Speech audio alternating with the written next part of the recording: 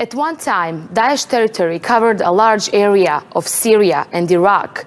If we look at the map from just over a year ago, about 60,000 square kilometers were under the terror group's control. In Syria, Daesh forces ranged from areas centered in and around the ancient desert town of Palmyra to further north, where they held territory stretching from Aleppo through to Al-Bab and on to Raqqa. There was also a broad area heading east into Iraq, based around Mosul, and all the way south to Kirkuk. Slowly but surely, those areas controlled by Daesh are being reduced by a combination of forces. And this is the picture now, after some significant victories. When Iraqi forces retook Fallujah in July last year, they deprived Daesh of a major asset just 60 kilometers from Baghdad. While that also allowed Iraqi forces to turn their attention towards Mosul, Daesh's last major stronghold in the country. The battle to retake Mosul began in October last year, and as we speak, Iraqi troops are battling to take the final parts of the city under Daesh control. For the first time, U.S.-backed Iraqi forces are pushing into western Mosul this morning, which is still held by ISIS. The Iraqis say they won the battle for control of the international airport in Iraq's second largest city. David Martin has been traveling with the head of U.S. forces in the Middle East to get rare insight into how American forces are assisting in the fight. The liberation of Mosul, along with the ISIS capital of Raqqa in Syria, would be impossible without airstrikes flown by American and allied jets from bases which ring Iraq and Syria. We traveled with General Joseph Votel, commander of U.S. forces in the Middle East, as he visited one of them, although we were not allowed to reveal its location. How's everybody doing today? Votel told the troops that despite all the U.S. assistance, it's up to the Iraqis to win on the ground. They own this. We are helping them to fight, but we're not doing the fighting for them. These are 2,000-pound bombs here, and these are 500-pound bombs here. They're about to be loaded on an F-15. Right now, a bomb is falling on a target in northern Iraq or eastern Syria once every 8 minutes.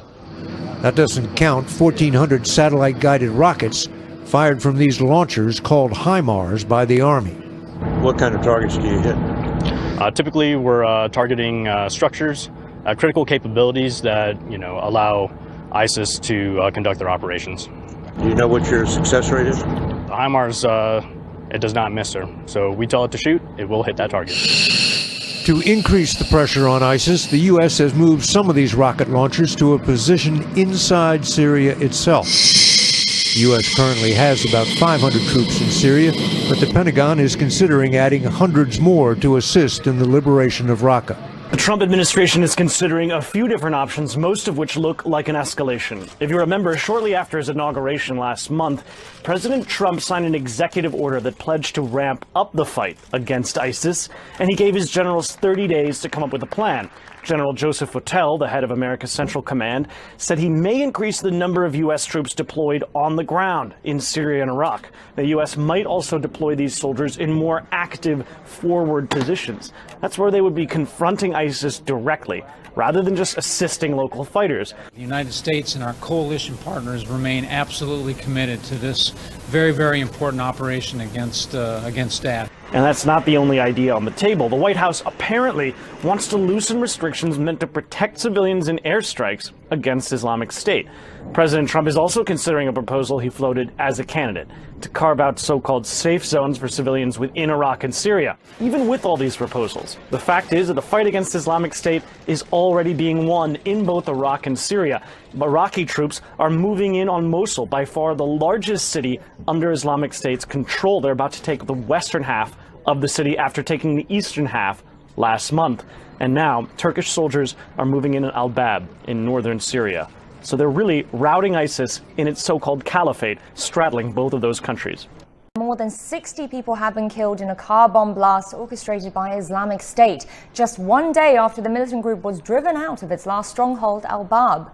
The blast in the village of Susian targeted a security checkpoint controlled by rebels fighting under the Free Syrian Army banner. The attack happened as Syrian peace talks in the Swiss city of Geneva entered a second day. Syria's chief government negotiator Bashar al-Jafari said he had received a paper from United Nations mediator Staffan de Mistura and would study it. The first day of talks did not see the two sides come together in direct negotiations. Suicide attacks on two security bases in Syria's third city Homs have killed at least 42 people, including a top intelligence chief. The attacks targeted and killed General Hassan Dabul, a close confidant of President Bashar al-Assad. Syria's former al-Qaeda affiliate, Fatah al-Sham Front, claimed responsibility for the attacks. The bombers targeted state security and military intelligence headquarters in the heavily guarded Ghouta and Mahara neighborhoods. They engaged in prolonged gun battles with intelligence officers before blowing themselves up. Homs has been under the government's full control since May 2014, when rebels withdrew from the center under a UN-brokered truce deal. But the city has seen repeated bombings since then. Dozens of Coptic Christian families are fleeing Egypt's Sinai Peninsula after several killings by suspected Daesh militants. Nearly 250 Christians have taken refuge in the Evangelical Church in the Suez Canal city of Ismailia. Police say 2 Coptic Christians, a father and a son, were shot dead on Wednesday. Militants killed another member of the minority on Thursday and set his house on fire. Last week, Daesh released a video warning of more attacks on Coptic Christians. There are 22 families here now, and there will be about 20 more coming soon from Arish. At the moment, we are trying to find houses for them, as well as blankets and mattresses. I have 5 children. My husband hasn't been able to earn a penny in 3 months. Every day we hear about someone who was shot or killed. The situation there is way worse than in Iraq and Syria. We have become scared of our own shadows. We look around us and behind us. We are scared that someone might be walking behind us and shoot us. We have become afraid. Malaysia's probe into the assassination of Kim Jong-nam has implicated several North Koreans and possibly the regime itself. Pyongyang's angry denunciation of the KL authorities over their findings have turned the two countries' once friendly relations sour. Investigations into the killing of Kim Jong-nam clearly show that North Korea may be behind it. But with Pyongyang continuing to criticize Kuala Lumpur and deny the investigation results, North Korea's ties with Malaysia are at risk of collapse. We cannot trust the investigation by the Malaysian police, even though its result would be obtained. It only increases the doubt that there would be someone else's hand behind the investigation. Malaysia's defense minister on Thursday said the North Korean ambassador breached diplomatic norms and was quoted as saying that Kang Chul crossed the line. According to Reuters, a senior Malaysian government official said Kang's comment has angered Malaysia and the government is preparing a response. This response, said another official, could mean expelling the North Korean envoy or closing Malaysia's embassy in Pyongyang. Other options reportedly under consideration by Malaysia include ending visa-free travel for North Koreans. If worst comes to worst and North Korea's criticism continues, Malaysia could cut all diplomatic and trade ties with Pyongyang, formal relations that date back to 1973. Malaysia has had relatively good diplomatic and economic ties with North Korea, allowing direct air connections between the two countries and easy travel regulations. But now, one of the few remaining friendly countries could soon turn its back on the North, further isolating the reclusive regime.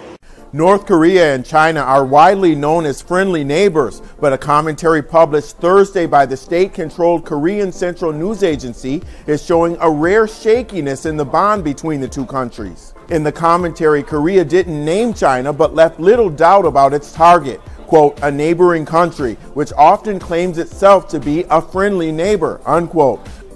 The Wall Street Journal's Jonathan Ching and Chun Han Wong report that the article lambasted China for playing down North Korea's nuclear capabilities and for curbing foreign trade, an apparent reference to China's weekend announcement that it would suspend coal imports from North Korea for the rest of the year. North Korea is heavily reliant on China for trade, while China sees North Korea as a buffer against South Korea and Japan. But Beijing's patience wore thin after Pyongyang conducted a series of nuclear and ballistic missile tests last year, prompting China to back fresh United Nations sanctions in November that target North Korea's coal imports. While an early round of UN sanctions restricted coal imports from North Korea, China is widely believed to have used a so-called humanitarian exception to exceed the cap. In Thursday's piece, North Korea even adopted a mocking tone, saying that the country is, quote, styling itself a big power, is dancing to the tune of the U.S., unquote, and also vowing that cutting its exports wouldn't deter North Korea from developing its nuclear arsenal. North Korea and China were founded as communist states within a year of one another after World War II. Beijing has been an economic and political benefactor of Pyongyang since they fought alongside each other in the Korean War of the early 1950s. The suspension of coal imports from the DPRK for the rest of the year shows that China stands by the UN Security Council resolution. But the sanctions have also taken a bite out of China's own economy at the border. Companies involved in cross-border trade have been hit hardest by sanctions. I've seen many layoffs and pay cuts. Economic hardship on the border area did not happen overnight, but rose gradually along with tensions on the Korean peninsula. Industries like steel, minerals, and the chemicals have been hurt most by the sanctions, and the impact has spread to other sectors like tourism. There are no customers, sometimes not even one walk-in customer throughout the whole day. The shrinking trade in Dandong after China agreed to the UN sanctions last March has left many businesses with few alternatives. One expert shares his thought. By fulfilling the obligation to implement the UN resolution, China has also made a sacrifice in terms of its own economic benefit and hopes to bring peace to the Korean peninsula. And whether the latest sanctions will be sufficient to bring the DPRK back to the negotiation table and build peace and stability on the peninsula, only time can tell. Activity appears to be ongoing at North Korea's nuclear test site. Experts are concerned it could be a sign the North is preparing for a new nuclear test. North Korea monitoring website 38 North says that commercial satellite imagery taken of the Punggye-ri nuclear test site on February 18th shows low-level activity at many locations within the installation. The website says the images show supplies and equipment are being moved in and out of the test tunnels. 38 North says that, should the order be given, North Korea could probably move forward with the nuclear test in short order, but it remains unclear when such a test might take place. When President Donald Trump stated that he would put the U.S. nuclear arsenal at the top of the pack, Moscow heard a threat. According to Russian politicians close to the Kremlin, Trump's desire to reverse the agreement between Moscow and Russia to limit their nuclear arsenals would bring the countries back to the worst times of the arms race in the 50s and 60s. No official reaction has been issued from the Kremlin, but this sentiment casts a dark shadow over what Russia had hoped would be friendlier times between Washington and Moscow.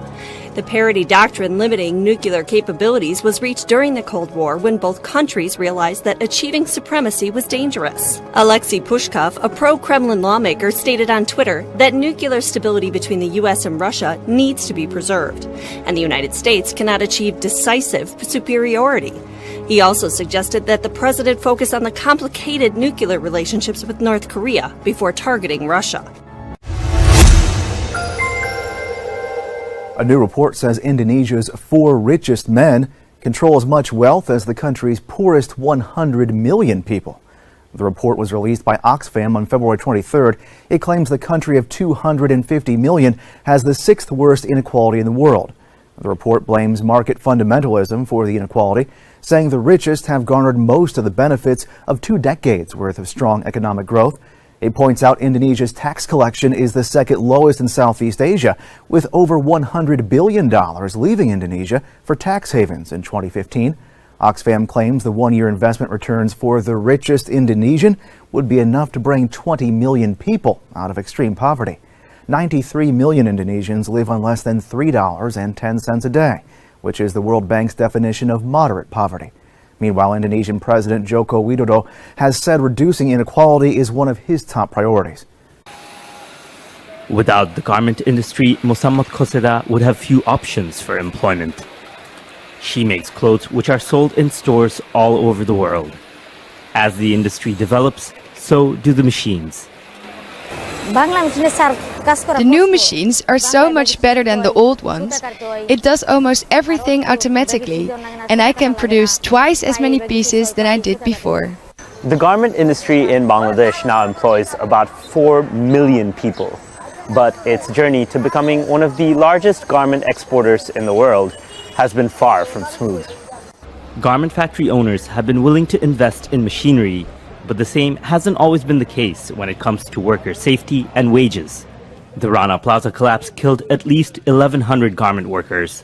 Before that disaster 4 years ago, fatal factory fires were common. Now the industry is facing its most severe labor unrest in years. Workers say their wages aren't enough to survive. But a longer-term threat could come in the shape of the very equipment that makes workers' lives easier. An International Labour Organization report last year estimated hundreds of thousands of jobs will be lost in the global garment industry because of automation. So the automation process definitely reduces the workers in the sewing floor. For example, assistants, which we in Bangladesh call helpers. Before we needed much more, but as we upgraded our machines, the helpers went down. It's not all bad news for Mosammat Khoseda. Her nimble fingers can adapt quickly to new design alterations that would be expensive to change in a fully automated factory.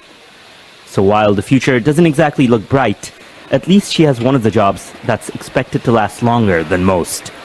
Mathieu hopes his prize bull, Argo, will win him a gold medal for best of breed this year in Paris. But these aren't the best of times for livestock farmers. The sanctions imposed on Russia have cut off a huge market for their meat. Germany and Spain are now flooding the European market instead with their exports, and at a price the French can't match. 30% of farmers in France live on just $375 a month, the Ministry of Agriculture say, despite the fact they receive more subsidies than any other country in the EU. The reality is very simple. If tomorrow we are no longer subsidized, we all fall. We cannot live without them. The Chauvet family has been running their farm near Nantes for nearly 6 decades and 3 generations. Like all livestock breeders, they face much higher production costs than their competitors because of the steep social welfare charges and taxes in France. When the next generation of the Chauvet family takes over the business, hundreds of thousands of jobs and farms could have disappeared. There's one aspect of this crisis that doesn't even reach the headlines in the French press anymore. On average, one farmer commits suicide every day. The latest was Celine, a dairy farmer from Brittany. A mother of 2, she was found hanging in a barn. She'd left a suicide note saying she was drowning in debt. Pig farming has already virtually disappeared from huge swathes of the French countryside. Pascal is struggling to survive. He doesn't know how much longer he can continue. People are disgusted by the way things have been going for the last 10 years. Farmers can't cope. They have massive debts. They're all on the edge of bankruptcy or suicide. And all that leads to extreme things. As the changes in the countryside begin to take hold, a transformation in the political landscape could follow in their wake. It's Marine Le Pen and the National Front who are gaining the votes. It is clear that the policies of France are to be decided in Paris, and no ally, no treaty, no alliance will decide France's policies. It is equally clear that France will itself assume the defense of its territory, that it will take on actions that are just in order to assure the security of its territory. The interests of its citizens will depend on no one else. Speaking to journalists in Paris, the candidate also said she would seek to immediately overhaul the European Union, reducing it to a very loose cooperative of nations with no single currency and no special border-free zone. With the first round of the French presidential election still 2 months away, a poll shows Le Pen is expected to get about 26.5% of votes in the first round, The approval ratings for independent challenger Emmanuel Macron and center-right candidate Francois Fillon both stand at 19%. Some voters are trying to persuade former President Barack Obama to run for office again. Only this time the position is in France. Obama. A petition calling for Obama to run in the French presidential election has been making the rounds online. The group behind the petition says its goal is to get 1 million signatures, and NPR reports it's well on its way. As of Thursday evening, about 27,000 people had signed. So why Obama? Well, as the petition's website put it, because he has the best resume in the world for the job. His French fans have even adopted his U.S. presidential campaign slogan, "Oui on peut," or Yes, we can. But to become president of France, you have to be, well, French. Obama isn't a French citizen, and that's where you might realize the co-founders have a different goal. One told NPR, "It's definitely a joke, but it could make people think a little bit about what we could do differently in French politics. The idea was to make people wake up." Mack Beggs looks like many anxious, brooding teenage boys, fidgeting and trying to focus. The undefeated wrestler is getting into competition mode before the Texas State High School tournament in Houston, in the girls' 110-pound weight class. The 17-year-old was born female but is transitioning to male with the aid of testosterone therapy. Beggs told a Dallas newspaper he'd compete against boys if he could, but state rules won't allow it. The Dallas area teen won his first match on Friday against Taylor Latham. Latham's mother says she empathizes with Beggs, but it's not fair for that individual that wants to transition and wrestle boys. And it's not fair for the female wrestlers for this unfair advantage. Beggs competes against girls because the state policy for athletics requires students to wrestle against the gender listed on their birth certificate. We believe having those separate divisions has led to the overwhelming success of the sport in our state and the high volume of participation in our state as compared to others. Texas is one of a handful of states that has separate boys and girls wrestling competitions and has thousands of participants. As for the hormone use, the state policy allows Beggs to compete because he's changing genders under the care of a doctor. In a previous tournament, 2 of Beggs' opponents forfeited rather than fight. This man says if his daughter faced the transgendered teen, she'd compete. No, she's never backed down from a wrestling match, and she's not going to start today. Beggs is suddenly in the limelight, caught in the whirlwind of a fiercely political issue, and is unsurprisingly shy of the national media attention and cameras trained on his every movement.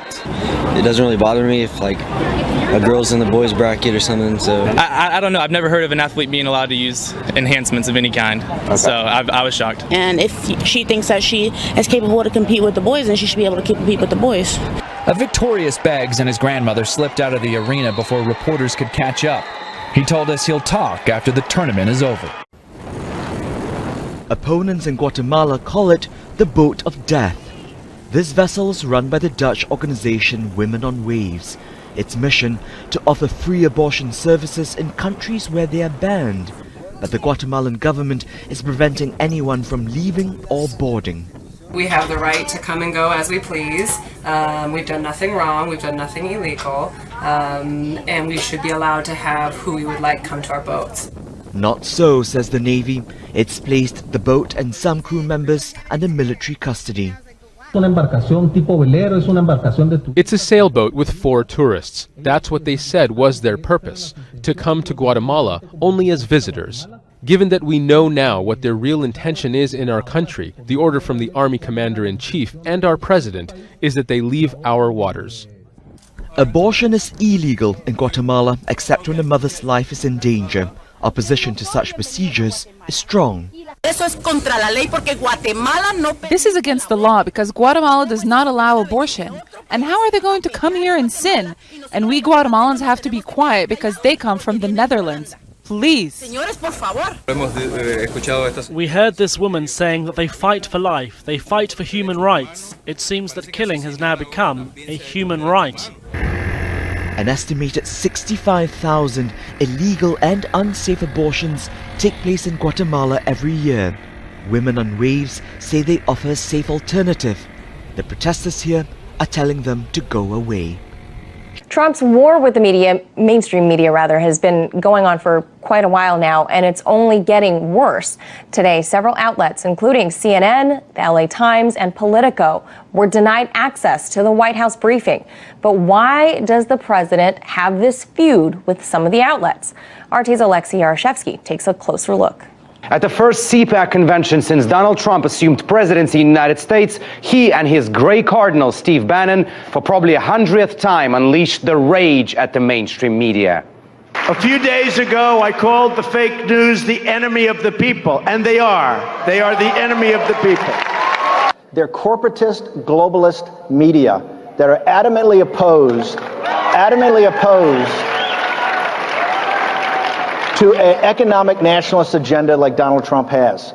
Some may rightfully argue Trump administration has not yet asserted itself as, always relying on solid facts, yet often using questionable sources and numbers. But do they have a point in waging this war with some parts of the media, those outlets belonging to the so-called mainstream? I mean, it's not like they've been calling for his impeachment going as far back as April last year. Oops. They actually have. We've done tons of reporting on how the mainstream media have been running fake news, failing its audience, and playing a direct hand in getting Trump elected. But today we'll take a look at the aspect we previously hadn't focused on, the people who get airtime on major networks. First off, meet John Schindler, former NSA officer and Naval War College professor, often guest on major outlets and speaking events, talking about, spy stuff.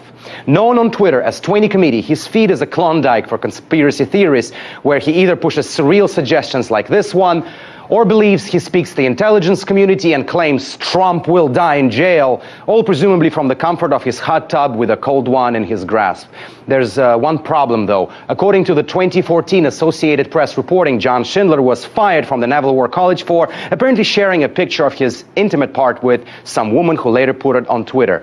Schindler himself tweeted that he severed his affiliation with the college, not citing the incident which led to that, and reportedly apologized for his behavior on the blog, but the apology has apparently been taken down. Next up is former British MP Louise Mensch, also a regular appearance on morning MSNBC shows, talking about, guess what? Russia, which apparently she has no clue of. Just as that she has no clue the late Leonard Cohen was a Canadian based on that famous tweet of hers. The Russia expert on MSNBC also wanted precision bombing raids on Russia, suggested that all major political campaigns in the United States, including that of Bernie Sanders, were financed by the Kremlin, and even suggested that Putin murdered Andrew Breitbart and the founder of this network. There's only one tiny issue here, and that is Mensch's admission from just years ago. I have used Class A drugs in the past. I said this when somebody attempted to blackmail me over the issue during the Murdoch hearings. I thought it was better just to come clean with the public and say, yes, I have done this. And it is something that I regret incredibly in my youth, that I messed with my brain. I said we all do stupid things when we're young. It's had long-term mental health effects on me. It's caused me to be more anxious than I need to be. And last but not least, insane amount of airtime given lately to former staffers of Hillary Clinton's campaign like Robbie Mook or Jennifer Palmieri. Just wondering who in the right state of mind would be interested to know the opinions of the people who lost the seemingly unlosable political campaign. And to top that, their boss, John Podesta, even landed a job at the Washington Post this week, which also claimed in a statement that no one knew how Washington operated and campaigns were run better than John Podesta. Just think about the immense irony of that. And all this seems like a never-ending SNL comedy skit, never-ending content to doubt or laugh. The problem is that this war between the most powerful politician in the world and the media which can and should be holding officials accountable but instead relies on shady sources and highly questionable talking heads, this war is only intensifying, signified by Friday's expulsion of several outlets from the White House briefings. And this war is bringing nothing but harm to America.